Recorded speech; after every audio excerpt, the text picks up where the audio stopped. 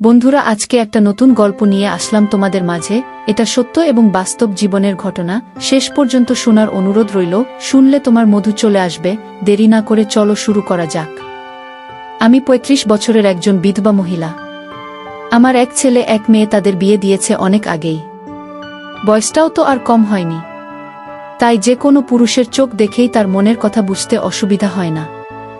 আমার স্বামী মারা যাওয়ার পর অনেকেই যে আমার সাথে কাজ করতে আগ্রহ ছিল তা আমি ওদের চোখ দেখে বুঝতে পারতাম। আর ওদের এমন আগ্রহ দেখে আমার মনেও কাজ করার জন্য ছটফট করত। শেষমেশ মেয়ের জামাই আমার সাথে যেভাবে কাজ করলো তা শেষ পর্যন্ত শুনলে আমি গ্যারান্টি দিয়ে বলতে পারি তোমাদের দাঁড়িয়ে যাবে। তাই ভিডিওটা শুরু থেকে শেষ পর্যন্ত দেখার অনুরোধ রইল। সম্পূর্ণ গল্পটি দেখো, তাহলে আসল মজা পাবে। অনেক আগে আমার বাবা মারা গিয়েছিল। তাই আমার যখন বিয়ে দিলাম আর বিয়ের পর আমার মা ও আমার সাথে আমার শ্বশুরবাড়িতে চলে এসেছিল। হঠাৎ করে জানলাম মা গর্ভবতী হয়ে গেল। আমি খুব অবাক হয়ে গিয়েছিলাম যে আমার মা কি করে গর্ভবতী হলো। আমি আমার স্বামীর উপর দোষ দিলাম যে তোমার নিজের শাশুড়ির সাথে তোমার চক্কর চলছে, তাই না? আমার কথা শুনে আমার স্বামী আর আমার মা বাড়ি ছেড়ে চলে গেল। আমার মা যখন সন্তান জন্ম দিল তখন আমার শ্বশুর এমন একটা কথা বলল যেন আমার প্রাণ বেরিয়ে গিয়েছিল। কিছু কিছু দুর্ঘটনা এমন হয় যে মানুষ মানতে না চাইলেও মানতে হয়। তখন কষ্ট সহ্য করা ছাড়া আর কোনো উপায় থাকে না। আর এই কষ্ট যদি নিজের কোনো পরিবারের সদস্য থেকে পাওয়া যায় তাহলে যন্ত্রণা আর দুঃখ খুব বেশি হতে লাগে। আমার ভাগ্য আমার সাথে এমন নিষ্ঠুর খেলা খেলেছিল যে আমি নিজেও তা বুঝতে পারিনি। আমি আমার জীবনে এরকমটা কখনোই ভাবিনি যে আমার সাথে এতটা খারাপ কিছু হতে পারে বা আমার জীবনে কখনো এরকম কষ্টের সময় আসতে পারে। আমি খুব সুখের সাথে জীবনযাপন করছিলাম। হঠাৎ করেই সব কিছু যেন শেষ হয়ে গেল এক নিমেষেই। আমার সংসারে একটা ঝড় আসলো, যার কারণে সবকিছু উড়িয়ে নিয়ে চলে গেল। আমার সংসারটাকে আমি অতি যত্নে সামলে রেখেছিলাম। আমার সমস্ত খুশিকে আগুন লাগিয়ে দিয়ে গেল। আর এই দুর্ঘটনা তখন হলো যখন আমার বিয়ে হলো আর আমার বাবা মারা গিয়েছিল। আমার যখন বিয়ে হলো তখন মা আমার সাথে আমার স্বামীর বাড়িতে চলে আসলো। আর এই ব্যাপারটা আমার খারাপ লাগেনি, কারণ যদি আমার সাথে আমার মা না আসতো তাহলে সে আমাদের বাড়িতে একা হয়ে যেত। এজন্য আমার অনেক বলার পর আমার মা আমার কাছে থাকতে লাগল। আর আমার শ্বশুর বাড়ির লোকজনেরও এ ব্যাপারে কোনো রকম সমস্যা হয়নি। তারাও আমার কথায় রাজি হয়ে যায়। আর এভাবে আমার মা আমার কাছে চলে আসে কিছুদিনের জন্য। এটা একমাত্র সৃষ্টিকর্তাই জানো যে কি হতে চলেছে। এমনিতে তো সব কিছু ঠিকঠাকই ছিল, কিন্তু আমার মায়ের আচরণ আমার কাছে একটু অদ্ভুত লাগছিল। আর আমার তা বোঝার জন্য একদম বাইরে ছিল। আমি যতই তাকে সামলানোর চেষ্টা করতাম ততই সে আমাকে বাচ্চার মতো বিরক্ত করত। কখনো কখনো খুবই অদ্ভুত আচরণ করত সে, যার জন্য আমাকে শ্বশুরবাড়িতে অনেক সময় লজ্জার মুখোমুখি হতে হতো। আর কখনো নিজেকে এত বুঝতে আর জাহির করত সে যে সামনের মানুষটা অবাক হয়ে যেত। অনেকবার আমি মাকে ঠান্ডা মাথায় বোঝানোর চেষ্টা করেছি, কিন্তু আমার মা সে সব কথা এক কান দিয়ে ঢুকিয়ে অন্য কান দিয়ে বের করত। আমার এমন মনে হতো যে বাবা মারা যাবার পর মায়ের খুব আঘাত লেগেছিল মাথায়, সেজন্যই এরকম অদ্ভুত আচরণ সে করত। কিন্তু তারপর কিছুদিন পরে আমার নিজেরে খেয়াল বদলাতে হলো। আমার মাকে শীতে সাদা এবং খুব নিরীহ দেখতে লাগত। নাকি শুধু আমার এরকম মনে হতো? আমি আমার মায়ের ব্যাপারে কিছু বাজে ভাবতে বা বলতে চাই না, কিন্তু কিছু ঘটনা এরকমটা ভাবে ছাড়ে। এতদিন আমার খুব দরকার ছিল। আমি আমার স্বামীকে বিশ্বাস করতাম। আমার সাথে আমার স্বামীর কখনো ঝগড়া অশান্তি হয়নি। আমার স্বামী খুব খেয়াল রাখত আমি কোনো কথা বলার আগেই সে পূরণ করে দিত। আর আমার স্বামী এভাবে আমার খেয়াল রাখতে দেখে অনেক খুশি হতাম। দেখতে দেখতে আমার সব কিছু নষ্ট হয়ে গেল আর আমি বরবাদ হয়ে গেলাম। আমার মায়ের মাথার সমস্যা ছিল বলে আমার মনে হচ্ছিল।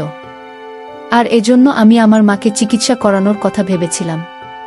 কিন্তু আমি যদি শ্বশুরবাড়িতে ব্যাপারে কথা বলতাম তাহলে অনেক বড় বিপদ হয়ে যেত, যার জন্য আমি মাকে বোঝাতে থাকতাম। কিন্তু আমার মা বুঝতে পারলে তবে তো। আমি কখনো ভাবিনি যে সমস্যাটা এত বাজেভাবে বিগড়ে যেতে পারে। আমার চোখের আড়াল দিয়ে কোনো খেলা হচ্ছিল। আমি এই ব্যাপার বুঝতে পর্যন্ত পাইনি কখনো। আমি সব থেকে বেশি আমার মায়ের খেয়াল রাখতাম।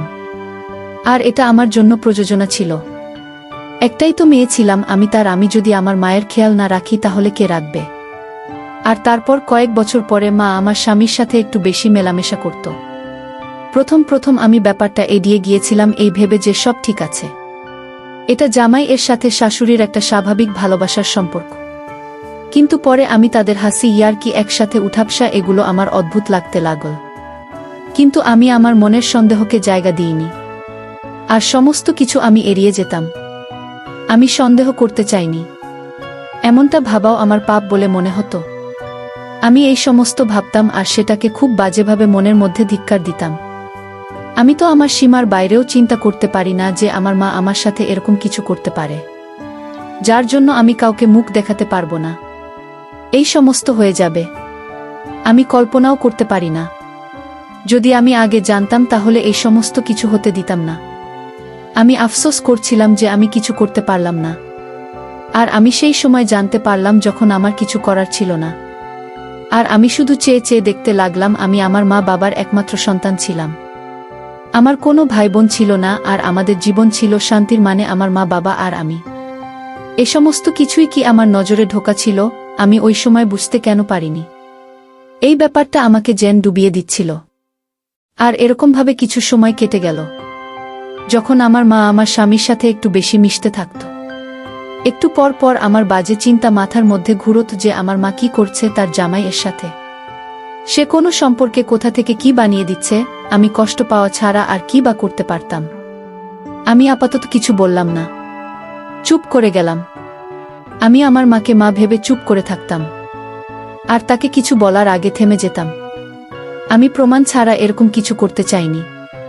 আমি এর থেকে বেশি আর সহ্য করতে পারছিলাম না। আমি আবার মাকে বোঝাতে লাগলাম, কিন্তু আমার মা কিছুতেই বুঝত না। আর আমাকে বলতো যে তুমি এমনই বিনা কারণে চিন্তা করছো, আমি তো ভালোভাবে আমার সময় কাটাচ্ছি। এগুলো বলার পর আমার মা আমার সামনে কিছু আবেগ নাটক করত, যার মধ্যে আমি খুব ভালোভাবে ফেঁসে গেলাম। আর আমার এই সময়ে মায়ের লুকিয়ে থাকা হাসির উপর চোখ যায়নি। কিন্তু আমার কিছুটা তো সন্দেহ হয়েছিল, কারণ আমার ভিতরে অদ্ভুত একটা অস্থিরতার জন্ম নিয়েছিল। আমার এমন মনে হচ্ছিল যে কোথাও কিছু ভুল হচ্ছে। আমার তো মাথার মধ্যে এটা ছিল না যে এত জঘন্য কাজ আমার মা করতে পারে বলে। আর তারপর সময় ভীষণ তাড়াতাড়ি কাটতে লাগল। আমার মা একদম সেরকমই ছিল। আর সেই একই রকম ঘটনা বা ব্যবহার সে করতে লাগল। আমি এবার আর তাকে আটকালাম না। চুপচাপ আমি দেখতে থাকলাম।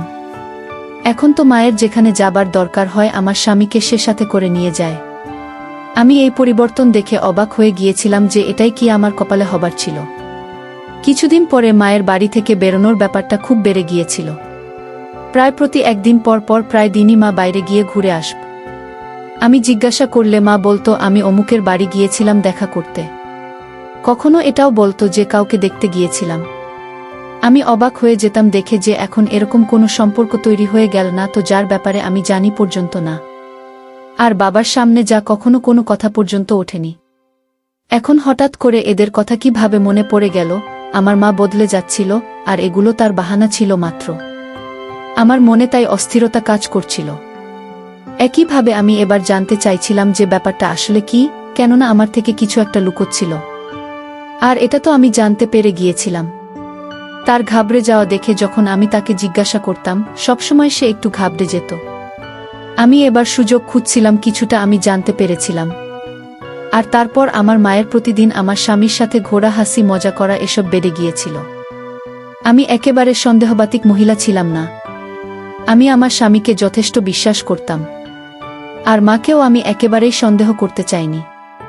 কিন্তু এখন পরিস্থিতি এমন একটা পর্যায়ে আমাকে নিয়ে গিয়ে দাঁড় করিয়েছে, যেখানে আমি ভাবতে বাধ্য হয়েছি। আর তারপর আমার ভিতরে সন্দেহটা ঢুকে গিয়েছিল। আমার হৃদয়ে অস্থির করতে লাগল। আমি আমার এই অবস্থার জন্য বিরক্ত হয়ে গিয়েছিলাম।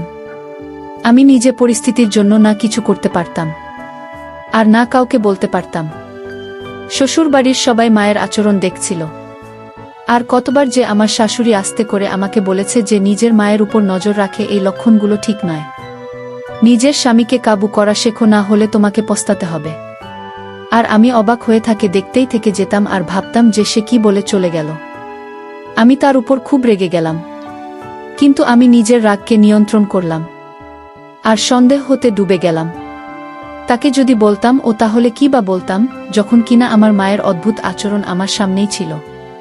শাশুড়ির কথাবার্তার কারণে আর কিছুটা মায়ের অদ্ভুত আচরণের জন্য এবার আমি খুব চিন্তায় পড়ে গেলাম আর বিরক্ত হয়ে গেলাম। আর দিনের পর দিন আমার রাগ বাড়তে লাগল। স্বামীর সাথে আমি বেশ কয়েকবার ঝগড়াও করলাম। আর কিছুদিন পরে যখন আমি সকালবেলা উঠলাম, ঘুম থেকে উঠে আমার মাথা খুব ভারী ভারী থাকতে লাগল। আর আমার মাথায় যন্ত্রণা হতে লাগল। আমি অবাক হয়ে গেলাম যে রকমটা কেন হচ্ছে। রাতে যখন আমি ঘুমানোর জন্য শুয়েছিলাম, হঠাৎ করে খুব গভীর ঘুম এসে গেল। আর ঘুমও এমন বাজেভাবে আসলো যে আমি কিছুই বলতে পারি না। এরপর আমি আমার মাথা লাগালাম আর বুঝতে পারলাম যে কিছু একটা তো অদ্ভুত হচ্ছে, যেটা আমি জানি না আর যেটা আমি জানতে চাইছিলাম। পরের দিন আমি যখন ঘুম থেকে উঠলাম, সব সময়ের মতো আমার মাথা যন্ত্রণা করতে লাগল। তাই আমি বসে বসে আমার মাথা টিপছিলাম। আর ঠিক তখন আমার নজর সামনে টেবিলের উপর পড়ল। টেবিলটার উপর কিছু অদ্ভুত জিনিস লেগেছিল। আমি যখন হাত দিয়ে দেখলাম, তখন আমার ওষুধের মতো কিছু একটা মনে হলো। এবার তো আমি খুব চালাক হয়ে গিয়েছিলাম। আমি রাতে যখনই জলের গ্লাস ভরে রাখি, তখন আরও একটা গ্লাস রাখি, যাতে আমি রাত্রিবেলা বুঝতে পারি যে কেউই এরকম করে। আর তারপর আমি বেশ কয়েকবার রাতের বেলা আমার স্বামীকে উঠতে দেখলাম। আর যেতে দেখলাম আমার সন্দেহ এবার সত্যিতে পরিণত হচ্ছিল। আমি নিজে দেখার উপরেও বিশ্বাস করতে পারছিলাম না। আর তারপর একদিন রাতে মাকে আমি নিজের ঘরে আসতে দেখলাম। আর গ্লাসের ভেতর কিছু মেশাতে দেখলাম। আমি ঘুমিয়ে যাবার নাটক করেছিলাম যাতে আমি মায়ের কর্মকাণ্ডগুলো দেখতে পাই। মা আরাম করে গ্লাস হাতে নিয়ে তার ভেতর কিছু মেশানো যেভাবে আস্তে আস্তে পা টিপে টিপে এসেছিল, সে রকমভাবে সে চলেও গেল। আর এই ব্যাপারটা শুধু মা নিজেই জানো যে রাতে আমি জল খেয়ে ঘুমাই আর উঠে আমি জল খাই। আর সেজন্যই সেই কাজটা করেছিল। কখনো আমার সন্দেহ বাস্তব মনে হতো, আবার কখনো আমার শুধু সন্দেহেই মনে হতো। আমার তো হুঁশ উঠে গিয়েছিল মাকে এরকম কাজ করতে দেখে। আমার তো বিশ্বাসই হচ্ছিল না যে আমার মা হয়ে এরকম জঘন্য একটা কাজ করতে পারে আমার সাথে। আমি নিজেই বুঝতে পারছিলাম না যে মা এরকম কেন করবে। কিছুদিন ধরেই আমি দেখছিলাম যে নাটক আর আচার একটু বেশি খাচ্ছিল। প্রথমে তো আমি সেটাকে কোনো গুরুত্ব দিলাম না। এবার রোজ মা এগুলো খেতে লাগল। আমার মনের ভিতর বিপদের ঘণ্টা বাজতে লাগল। আমি এবার ভীষণভাবে বিরক্তির শিকার হচ্ছিলাম। একদিন মা অজ্ঞান হয়ে গেল। আর তারপর হঠাৎ মা গর্ভবতী হয়ে গেল। এই ব্যাপারটা হাসপাতালে গিয়ে যখন আমি জানতে পারলাম, আমি লজ্জায় লাল হয়ে গেলাম। আমি শ্বশুরবাড়িতে কারো সাথে চোখে চোখ মেলাতে পারছিলাম না। আর মা ও তো ঘাবড়ে গেল। আমার সামনে আসতেই তার অস্বস্তি হতো। আমি খুব অবাক হয়েছিলাম যে আমার জায়গায় মা কি করে গর্ভবতী হয়ে গেল। এবার আমার বিশ্বাস হয়ে গেল যে বাচ্চাটা আমার স্বামী ছিল। কেননা রাতে আমি অনেকবার আমার স্বামীকে উঠতে দেখেছিলাম। আমার তো বিশ্বাসই ভেঙে গিয়েছিল। আমার মাথার মধ্যে সমস্ত স্মৃতি আর সমস্ত কথা ঘুরতে লাগল। আমার রাগ এবার সর্বোচ্চ উচ্চতায় পৌঁছে গিয়েছিল। আর তাই আমি আমার স্বামীর সাথে ঝগড়া করতাম। এরপর আমি আমার স্বামীর উপর দোষ দিয়ে দিলাম যে তোমার নিজের শাশুড়ির সাথে চক্কর চলছে। এই সমস্ত তোমার জন্যই হয়েছে। তুমি আমাকে ঠকিয়েছ। আর আমার বিশ্বাস মিলেছে। আমি কাঁদতে কাঁদতে ক্লান্ত হয়ে গিয়েছিলাম। আর ঝগড়ার পরে আমার স্বামী বাড়ি ছেড়ে চলে গেল। আমি কিছু বুঝতেই পারছিলাম না যে আমি কার উপর বিশ্বাস করব আর কার উপর করব না। বন্ধুরা, ভিডিও মাঝখানে একটা কথা বলতে চাই। আমি তোমাদের আনন্দ দেওয়ার জন্য খুব কষ্ট করে ভিডিও বানাই। তাই তোমাদের কাছে অনুরোধ থাকবে, অবশ্যই এই ভিডিওটি দেখে একটি লাইক করবে এবং চ্যানেলটি সাবস্ক্রাইব করে পাশে থাকবেন। আমি এবার আমার জীবনে খুবই দুঃখী হয়ে গিয়েছিলাম। আর স্বামীর কোনো ঠিক ঠিকানা ছিল না যে সে কোথায় গেছে ঝগড়া করে। আমি দুঃখে কাতর ছিলাম। আর আমার আফসোস ছিল যে আমার মা সম্পর্কগুলোকে খারাপ করে দিল আর নির্লজ্জের মতো আমার সামনে এসে আছে। আমি অবাক হয়েছিলাম যে কেমন মাসে যে নিজের মেয়ের ঘর বরবাদ করার জন্য উঠে পড়ে লেগেছে। আমি তো ভেবে ভেবে পাগল হয়ে যাচ্ছিলাম। শ্বশুরবাড়ির লোকজন আমাকে অনেক সামলাচ্ছিল, কিন্তু আমি আমার মন কি করতে পারি, যার উপর আর কোনোরকম অনুভূতি কাজই করতে চাইছিল না। আমার ভিতর সমস্ত অনুভূতি এবং আবেগজান শেষ হয়ে গিয়েছিল। আমি এবার সারাক্ষণ চিন্তার মধ্যেই ছিলাম। আমার শ্বশুর আমাকে বেশ কয়েকবার খুশি থাকতে বলেছিলেন, আর আমি তাই তাদের সামনে মিথ্যা হাসি হাসতেন, যেটা দুঃখ কষ্টে পরিপূর্ণ ছিল। এবার তো আমার চোখে সারাক্ষণ জলে ভিজে থাকত। আমি আমার জীবনে অবাক হয়ে গিয়েছিলাম যে আমাকে কী সব দেখতে হচ্ছে আর শুনতে হচ্ছে। সমস্ত সম্পর্ক থেকে আমার বিশ্বাস উঠে গিয়েছিল। আমার সমস্ত সম্পর্কই যে মিথ্যা মনে হয়, আমার মা আমার ঘরে যে ঘরে থেকে গিয়েছিল, নাকি সমাজের থেকে কথা লুকানোর জন্য সে এরকম করছিল। আমি তো এবার মার সাথে কথা পর্যন্ত বলতাম না। আমার সমস্ত কিছু বেশ মনে হতে লাগল। আমার তো এবার নিজের স্বামীর জন্য চিন্তা হতে লাগল। আমি ভীষণ গভীর চিন্তায় ডুবে গিয়েছিলাম যে যদি এটা আমার স্বামীর বাচ্চা না হয় তবে সে সমস্ত কি ছিল, আমার মায়ের আর স্বামীর একসাথে ওঠাবসা হাসাহাসি, তারপর রাতে একসাথে হাঁটতে যাওয়া, এই সমস্ত ভেবে ভেবে আমার মাথা ব্যথা হতে লাগল। যতই আমি ভাবতে লাগলাম ততই যেন ঘটনাগুলো সব আরও এলোমেলো হতে লাগল। তো আমার এবারে নিজের উপর রাগ হচ্ছিল, কেননা আমি আমার স্বামীর উপর দোষ দিয়ে ফেলেছি। এবার তো সে বাড়ি ছেড়ে চলে গেছে, আর এরকম করতে করতে কয়েক মাস কেটে গেল। আর তারপর আমার মা সন্তান জন্ম দিল। তখন আমার শ্বশুর এমন এমন কথা বলল যেটা শুনে আমার হৃদয় বেরিয়ে যাওয়ার মতো অবস্থা হলো। আমার শ্বশুরের বক্তব্য ছিল এই সন্তানটি তার ছেলের সন্তান নয়।